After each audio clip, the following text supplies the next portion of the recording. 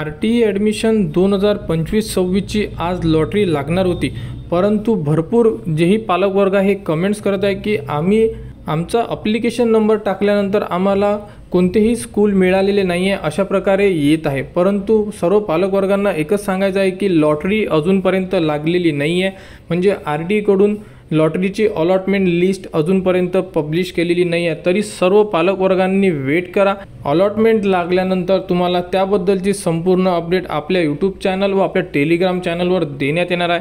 तरी जर तुम्हाला लॉटरी लागल्यानंतर जर SMS आला, कारण ज्याही पालकवर्गांना म्हणजे ज्याही पाल्यांचे नंबर लागेल त्यांच्या मोबाईल नंबरवर एक SMS जाणार आहे। त्या SMS मध्ये तुमचं जर नाव असेल, म्हणजे तुम्ही जर सिलेक्ट झाले तरच तुम्हाला SMS येणार।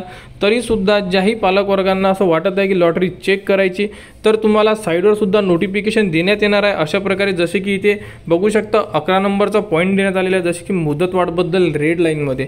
त्याचप्रमाणे लॉटरी लागल्यानंतर सुद्धा तुम्हाला रेड लाईनमध्ये कुठेतरी नोटिफिकेशन देण्यात येणार की अलॉटमेंट लिस्ट लागलेली आहे। तरी तुम्हाला अलॉटमेंट चेक करायचं असेल तर आपण ऑलरेडी पहिल्या व्हिडिओमध्ये सांगितलं आहे की ॲप्लिकेशन ID म्हणजे अर्जाची स्थिती, तिथे तुम्हाला तुमचा जोही ॲप्लिकेशन ID आहे तो टाकायचा आणि गोवर क्लिक करायचा। गोवर क्लिक केल्यानंतर बघू शकता this application is not selected in any school, म्हणजे या विद्यार्थ्यांचा नंबर लागलेला नाही आहे। परंतु पालकवर्गांनी घाबरून जाऊ नये, अलॉटमेंट लिस्ट लागलेली नाही आहे, त्यामुळे तुम्हाला अशा प्रकारे दाखवत असेल। अलॉटमेंट लिस्ट लागल्यानंतर तिथे तुम्हाला स्टेटस चेंज होणार, त्यामुळे सर्व पालकवर्गांनी घाबरून न जाता वेट करा।